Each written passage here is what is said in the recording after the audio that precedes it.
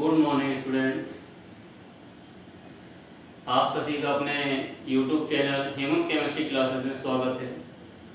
Video को आप जो है देखते रहें और सब्सक्राइब करें, शेयर करिए, लाइक करिए, कमेंट करिए, सब्सक्राइब करना ना भूलें।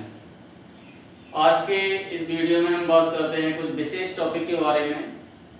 सरफेस केमिस्ट्री के जो शेष टॉपिक्स हैं और बहुत इम्पोर्टेंट है। आपके कोई भी एग्जामिनेशन होता है तो इनसे रिलेटेड क्वेश्चन आपके जरूर पूछे जाते हैं और बहुत ही मेन है। तो सबसे पहले हम जो है डिस्कस करते हैं वन बाई वन।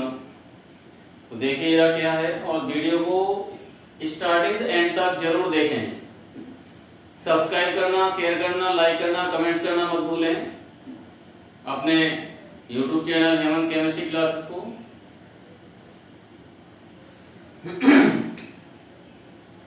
तो आज का टॉपिक स्टार्ट करते हैं हम इमल्सन। इमल्सन इसे बोलेंगे आप पायस। तो देखिए इमल्सन के बारे में, इमल्सन क्या होता है ये आपको देखना है कि जैसे आपने देखा जो कोलाइडल सॉल्यूशन होता है उसमें एक डिस्पर्स फेज होती है और एक डिस्पर्सन मीडियम होता है। तो कोई भी ऐसे सॉल्यूशन हो जिसमें डिस्पर्सन फेज और डिस्पर्सन मीडियम दोनों ही आपके डिस्पर्स मीडियम और डिस्पर्सन फेज दोनों ही आपके जब लिक्विड स्टेट में हो तो उसे हम पायस कहते हैं। पायस आपका क्या हुआ कि when dispersed phase and dispersion medium both are in liquid state that is called emulsion। यानी इमल्सन आपका एक ऐसा सॉल्यूशन होगा जिसमें डिस्पर्स फेज और डिस्पर्सन मीडियम दोनों ही आपके लिक्विड स्टेट में होते हैं, उन्हें इमल्सन कहते हैं। जैसे एग्जांपल आपने नाम सुने होंगे, जैसे मिल्क हम लेते हैं, बटर लेते हैं, तो ये सब हमारे क्या है इमल्सन के एग्जांपल्स हैं। तो इमल्सन को दो कैटेगरी में डिवाइड किया गया। एक पहला हमारा होगा emulsion is divided into category. Number one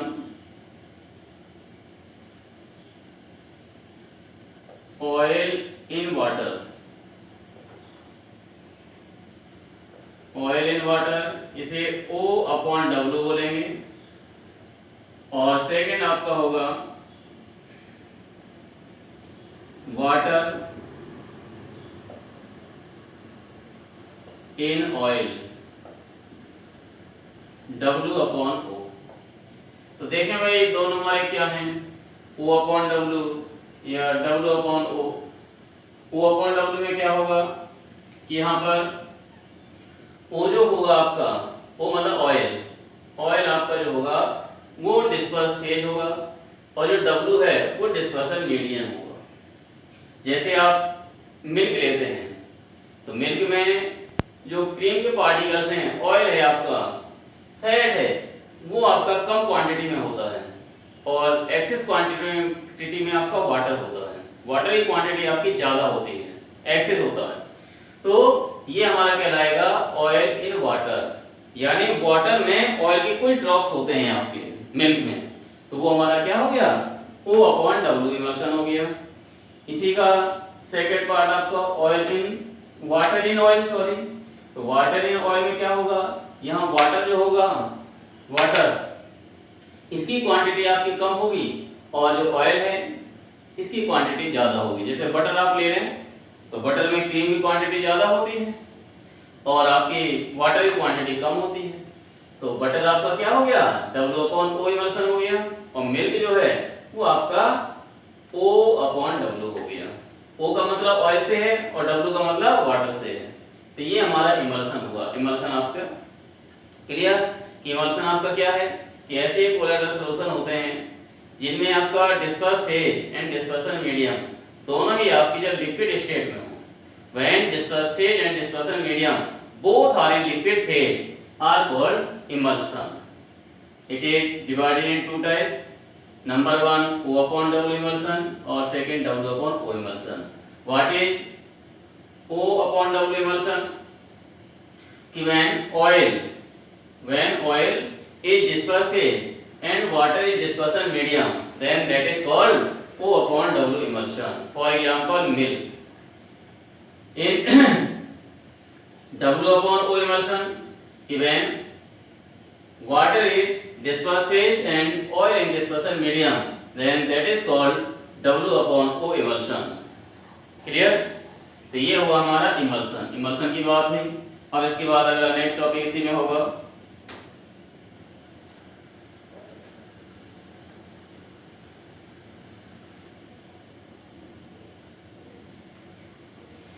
इसके बाद इलेक्ट्रोफोरेसिस.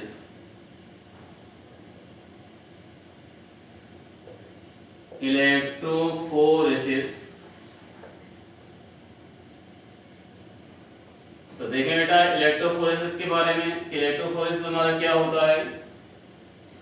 तो कोलाइडल सॉल्यूशन जो होता है उसमें जो कोलाइडल पार्टिकल्स होते हैं वो टू टाइप्स के होते हैं. एक नेगेटिव कोलाइड्स होते हैं और एक हमारे पॉजिटिव कोलाइड्स होते हैं.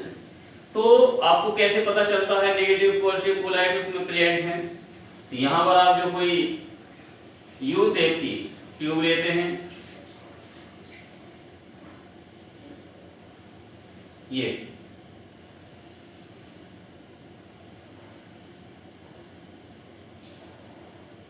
इसमें आपने कोलाइडल सॉल्यूशन को फिल कर दिया.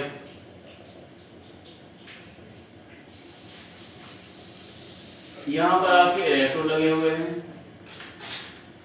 एक कैथोड होगा, एक हमारा एनोड होगा, प्लस होगा और एक माइनस होगा. अब यदि हम इसमें इलेक्ट्रिक करंट सप्लाई करते हैं तो ये ऑब्जर्व करते हैं, ये देखते हैं कि जो नेगेटिव कोलाइड्स होते हैं जिन पर नेगेटिव चार्ज होता है वो इस पॉजिटिव इलेक्ट्रोड को मूव करने लगते हैं और जिन पर पॉजिटिव चार्ज होता है वो इस नेगेटिव की ओर मूव करने लगते हैं. तो अपोजिट चार्ज पार्टिकल्स होते हैं अपोजिट इलेक्ट्रॉन की ओर मूव करने लगते हैं. तो the movement of colloidal particle which contain opposite charge is done in opposite electrodes, that is called electrophoresis. यानी opposite charge colloidal particles opposite electrode को रिमूव करने लगते हैं जिसे इलेक्ट्रोफोरेसिस कहते हैं. यानी विपरीत आवेश वाले कोलाइडल पार्टिकल्स विपरीत आवेश वाले इलेक्ट्रोडों को रिमूव करने लगते हैं जिसे इलेक्ट्रोफोरेसिस कहते हैं. यानी कोलाइडल पार्टिकल्स का अपोजिट चार्ज इलेक्ट्रोड की ओर मूव करना ही इलेक्ट्रोफोरेसिस कहलाता है. The movement of colloidal particle toward opposite charge electrode that is called electrophoresis. यानी कोलाइडल पार्टिकल का अपोजिट चार्ज इलेक्ट्रोड की ओर मूव करना ही इलेक्ट्रोफोरेसिस कहलाता है. यानी जो नेगेटिव चार्ज पार्टिकल्स होंगे नेगेटिव वो पॉजिटिव इलेक्ट्रोड की ओर मूव करेंगे और जो पॉजिटिव चार्ज पार्टिकल्स होंगे वो आपके नेगेटिव इलेक्ट्रोड की ओर मूव करते हैं.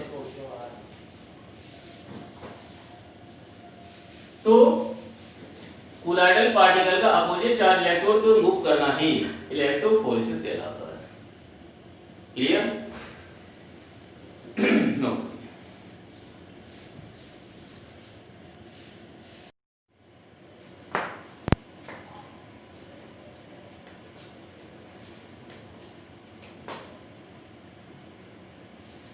हाँ तो देखिए अब आगे बात करते हैं प्रोटेक्शन या प्रोटेक्टिव कोलाइड्स. अब प्रोटेक्शन या प्रोटेक्टिव कोलाइड्स क्या होते हैं इसके बारे में आपको देखना है. प्रोटेक्शन और प्रोटेक्टिव कोलाइड्स.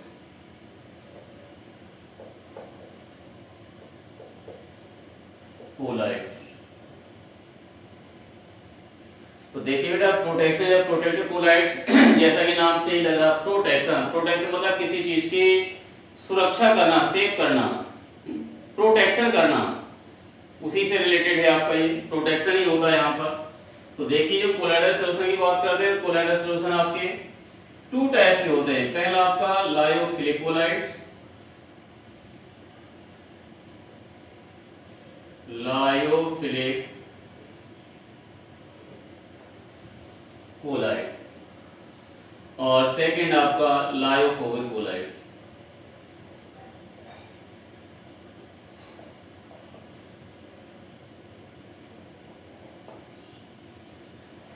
तो देखिए लायोफिलिक और लायोफोबिक कोलाइड्स आपके, अब जितने भी हमारे लायोफिलिक कोलाइडल सॉल्यूशंस होते हैं वो आपके स्टेबल होते हैं, यानी इनका कोagulation नहीं होता ये कह सकते हैं। लेकिन जितने आपके लायोफोबिक कोलाइड्स हैं ये अनस्टेबल होते हैं आपके इसके कंपेयर में, तो ये हमारे कोagulate हो जाते हैं। तो लायोफिलिक कोलाइड्स का कोagulation नहीं होगा, लेकिन लायोफोबिक कोलाइड का कोagulation हो जाता है। लेकिन जब लायोफिलिक कोलाइड को लायोफोबिक कोलाइड में मिला दिया जाता है तो दोनों का कोagulation नहीं होता है। इसका तो पहले से ही होता था, इसका नहीं होता था, लेकिन जब मिक्स कर दिया गया तो इसका भी कोagulation नहीं हुआ, यानी ये भी स्टेबल हो गया। तो लायोफिलिक कोलाइड की प्रेजेंस में लायोफोबिक कोलाइड की स्टेबिलिटी होती है वो इंक्रीज हो जाती है, जिसे हम बोलते हैं प्रोटेक्शन। और इस लायोफिलिक कोलाइड्स ने लायोफोबिक कोलाइड्स का कोagulation होने से बचा लिया, तो ये जो हमारा लायोफिलिक कोलाइड्स की सॉल्यूशन होगा ये कहलाएगा प्रोटेक्टिव कोलाइड्स। तो protection of protective colloid clear हो गया कि लायोफिलिक कोलाइड का कोagulation नहीं होता है क्योंकि ये स्टेबल होता है, और जो लायोफोबिक कोलाइड्स हैं उनका कोagulation हो जाता है क्योंकि ये अनस्टेबल होते हैं। लेकिन जब लायोफिलिक कोलाइड को लायोफोबिक कोलाइड से मिक्स कर दिया जाता है तो दोनों का कोagulation नहीं होता है, यानी ये तो पहले से ही स्टेबल था, ये वाला अनस्टेबल था, लेकिन जब मिक्स कर दिया तो ये भी हमारा स्टेबल हो गया, कोagulation नहीं हुआ। तो इसका कोagulation होने से क्या हो गया, बचाव हो गया, रक्षा हो गई आपकी। और किसने की, इसने की, तो ये कहलाएगा हमारा प्रोटेक्टिव कोलाइड्स। क्लियर? तो lyophilic colloid is not coagulate, but lyophobic colloids is coagulate because it is unstable. But in the presence of lyophilic colloids, lyophobic colloid does not coagulate. Then this process called protective colloids. And lyophilic colloids is called protective colloids, and this process called protection. तो ये इसमें रक्षा हो गई, protection हो गया आपका, यही कहलाएगा हमारा प्रोटेक्टिव कोलाइड और प्रोटेक्शन। तो हम कह सकते हैं सिंपल वर्ड में कि लायोफिलिक कोलाइड स्टेबल होने के कारण कोagulate नहीं होते, लेकिन लायोफोबिक कोलाइड अनस्टेबल होते हैं जिसके कारण ये कोagulate हो जाते हैं किसी इलेक्ट्रोलाइट की प्रेजेंस में। लेकिन जब लायोफिलिक कोलाइड्स को लायोफोबिक कोलाइड्स में मिक्स करते हैं तो लायोफोबिक कोलाइड्स और लायोफिलिक कोलाइड्स का तो पहले से ही नहीं होता था, लेकिन इसका होता था, लेकिन जब मिक्स कर दिया तो दोनों का कोagulation नहीं हुआ, यानी इसका प्रोटेक्शन हो गया। तो यही कहलाता हमारा protective colloid. Clear? Okay, all the best.